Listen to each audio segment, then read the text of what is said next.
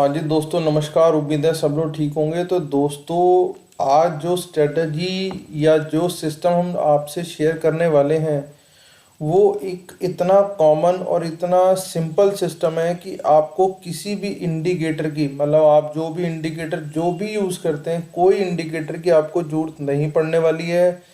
किसी भी तरीके का आपको पेड स्ट्रेटजी लेने की कोई ज़रूरत नहीं, सब कुछ फ्री रहने वाला है। ठीक है, सिर्फ आपको दिमाग ये लगाना है कि भैया मैं किन स्टॉक्स के अंदर काम करूं। मतलब मेरी बात समझना आप, कि आपको सिर्फ दिमाग इतना लगाना है कि आपको कितने स्टॉक, मतलब स्टॉक सिलेक्शन आपको कैसे करना है। सबसे पहले ये समझना है आपको स्टॉक सिलेक्शन। ठीक है, क्योंकि होता क्या है कि जब हम स्टॉक सिलेक्शन करते हैं उसके अंदर एक प्रॉब्लम और आ जाती है कि हम स्टॉक को कब तक देखें और कौन से टाइम फ्रेम में देखें। ठीक है जी, कौन से टाइम फ्रेम में देखें। तो होता क्या है कि टाइम फ्रेम तो हम अपने हिसाब से फिर भी चूज़ कर लेते हैं, लेकिन हम लोग उसको ट्रेड कैसे करें। ठीक है, हाउ टू ट्रेड। ठीक है, हाउ टू ट्रेड। अब आपका टाइम ज़्यादा नहीं लूँगा, सिर्फ ये आपको दिखाने की कोशिश करूँगा कि इस बाज़ार में बिना पेड इंडिकेटर के, without any paid indicator, without any paid strategy आप काम कर सकते हैं। ठीक है, विदाउट एनी पेड इंडिकेटर। ठीक है जी, आप विदाउट एनी पेड इंडिकेटर के और बिना किसी, जो भी इंडिकेटर आप देख रहे हो, जो भी स्ट्रेटजी देख रहे हो, आप उसके बिना खुद भी काम कर सकते हो। सिर्फ आपको क्या समझना है, आपको सिर्फ समझना है कि जो आपका स्टॉक है वो कहाँ तक जा रहा है। ठीक है, अब वो स्टॉक, जब मैं आपको जो चीज़ अभी आपको बताऊंगा, आप उसको या तो बाय कर लें या उसका अपोजिट आप समझते हैं ना, उसका अपोजिट या आप सेल करते हैं। ठीक है, वो आपकी चॉइस है। और आप इसी बेस पे ऑप्शंस भी कर सकते हैं, ऑप्शन बाय या सेल दोनों कर सकते हैं। ठीक है, पर मेरी कोशिश रहेगी कि मैं आपको सेल का ज़्यादा बोलूं, क्योंकि उसमें वहाँ प्रीमियम खाने के चांसेस आपको थोड़े ज़्यादा मिल जाएंगे, तो आपका नुकसान कम होगा। नो डाउट वहाँ पे आपको थोड़े पैसे ज़्यादा लगेंगे, लेकिन आप नुकसान से बचते चले जाओगे। तो आप जो स्ट्रेटजी मैं आपको बताने जा रहा हूँ, आप सिंपल स्ट्रेटजी है, आपकी आंखों के सामने ही चल रहा है, सब कुछ हो रहा है, लेकिन हमने बहुत ज़्यादा कभी ध्यान से नहीं देखा। ठीक है, वो इसलिए नहीं देखा क्योंकि हम लोग सवेरे से शाम यूट्यूब के पीछे भाग रहे हैं और उसे देख रहे हैं, भाई कोई ऐसा सिस्टम बता दे, भाई कोई ऐसी चीज़ बता दे हमें, कोई इंडिकेटर, कोई आके, जितने भी ये पेड वाले बैठे हैं वो आपको अपना सिस्टम बता देंगे और आप सोचोगे भाई कल सुबह से मैंने पैसे कमाने शुरू कर दिए। तो सर ऐसा कभी होगा ही नहीं, क्योंकि उसने पैसे कमाने हैं। अगर वो सब कुछ आपको ही बता देगा तो सर खुद क्या करेगा। ठीक है ना, और उसने अगर मार्केट से इतने ही पैसे खुद कमाए होते तो पहली बात वो इन सब चीज़ों में बहुत ज़्यादा ना जाता। ठीक है, अपनी नॉलेज शेयरिंग करना अलग चीज़ हो सकती है, एक नॉर्मल कोर्स लगाना अलग चीज़ होती है। बहुत सारे लोग पर ऐसे हैं बाज़ार में जो सिर्फ पैसे के काम पे ही काम कर रहे हैं, अपना स्टॉक मार्केट का उनका काम कम है और कोर्स बेचने का सिस्टम ज़्यादा है। तो उस चीज़ से बचो, ऐसे लोगों को फॉलो करो। ठीक है, जिनका कोर्स आ रहा हो, नॉर्मल पैसे लग रहे हो और वहाँ से आपको कोई नॉलेज शेयरिंग हो, कुछ आपको विजडम क्रिएट हो उनके बातों से। ठीक है, तो अब चलते हैं, थोड़ा सिस्टम समझने की कोशिश करते हैं। आप देखें, मैंने आपके सामने एक शेयर लगाया हुआ है जिसका नाम है MCX। ठीक है, आजकल बहुत ज़्यादा ट्रेंडिंग है, तो मैं इसी के ऊपर थोड़ा सा काम करता हूँ। 2 दिन से काफ़ी ज़्यादा चल रहा है, पिछले दिनों से ही चल रहा है। ठीक है, आप देखना मैं आपको क्या दिखा रहा हूँ, आपको कुछ नहीं करना, आपको इंडिकेटर्स के अंदर आ जाना है। ठीक है, सबसे पहले मैं आपको एक सिर्फ बेस दिखा रहा हूँ, उस बेस के ऊपर आके कर लेना। EMA सबसे पहले आप 20, 50, 100 वाली ईमेल लगा लो। ठीक है, ये आपने लगा ली। यहाँ पे ये जो 200 वाली लाइन है, सिर्फ मैंने आपको चेक कराने के लिए बता रहा हूँ, स्ट्रेटजी इसके अलावा है। सिर्फ उससे आपने ये चेक करना है कि भाई 200 से ऊपर चल रहा है। अगर 200 से ऊपर चल रहा है तो इसका मतलब ये सेफ जोन में है। ठीक है जी, अब इसको हमने करना क्या है, इसे हमने हटा देना, क्योंकि मेरा फिर ये जो वर्जन है वो मेरा पेड वर्जन नहीं है। हम इसे हटाएंगे इस तरीके से, इसको क्रॉस लगाते हैं। ठीक है, अब हम आ जाएंगे EMA लिखेंगे यहाँ पे। ठीक है, मूविंग एवरेज एक्सपोनेंशियल 1 और 2। ठीक है जी, अब आपने यहाँ पे आके सेटिंग कर लेनी है। सेटिंग में आपने क्या करना है, इसको ब्लू रहने देना है, इसकी लेंथ कर देनी है 5, मॉडल इसका लगा देना है EMA।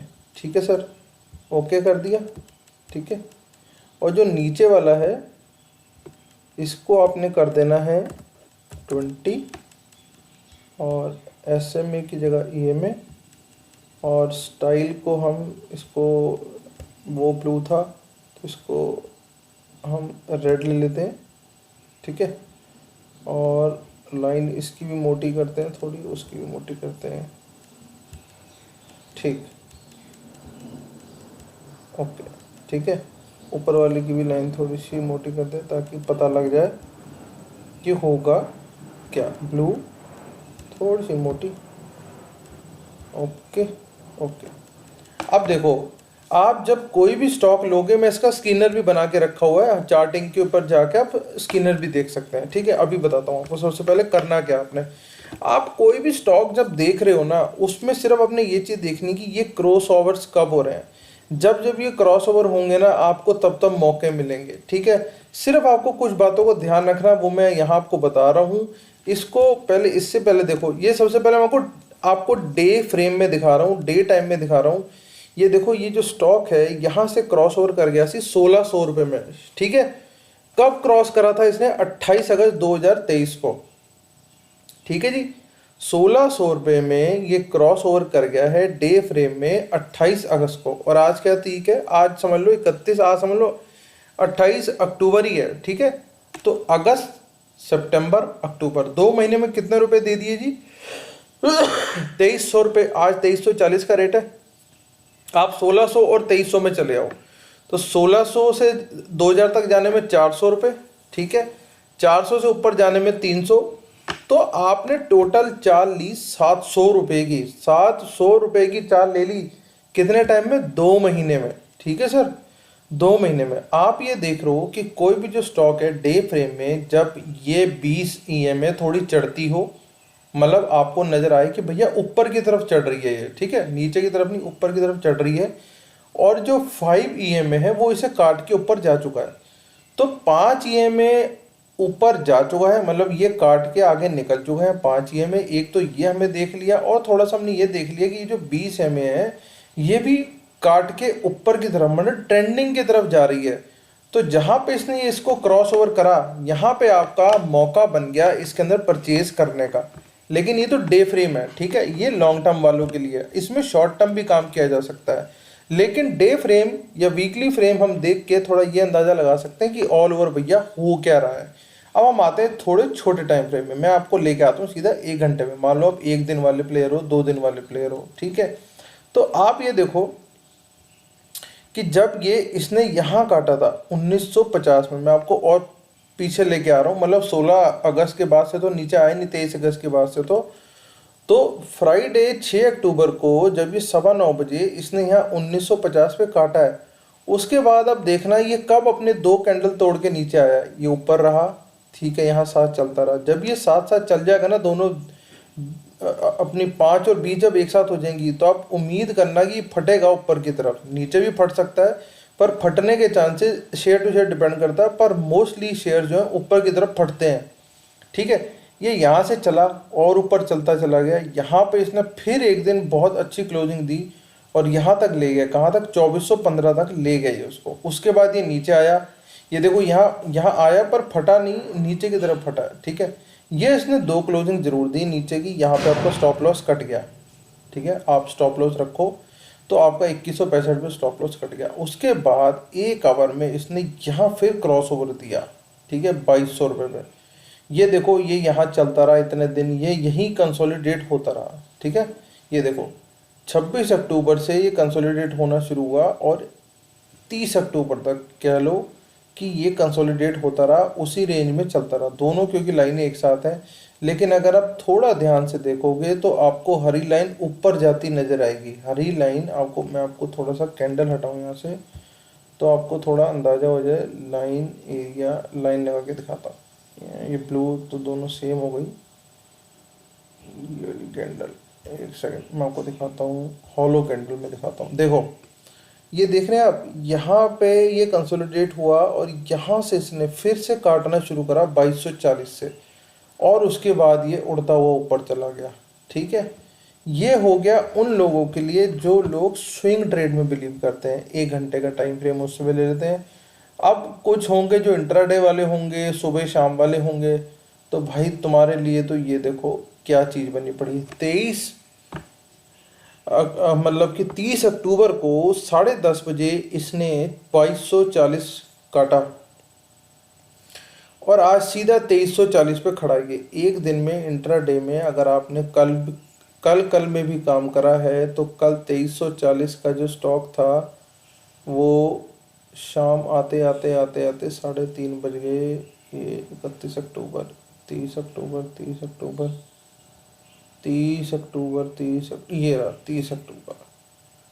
कल में आपको ये 50-60 रुपये दे चुका है, कल में, ठीक है। और आज ये खुला, आज और 50 रुपये इस समय ऊपर ही ऊपर है।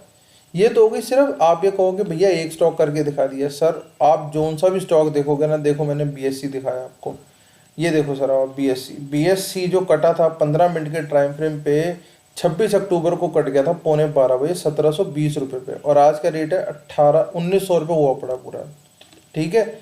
180 रुपये वहाँ है 26 एक हफ्ते में, ठीक है।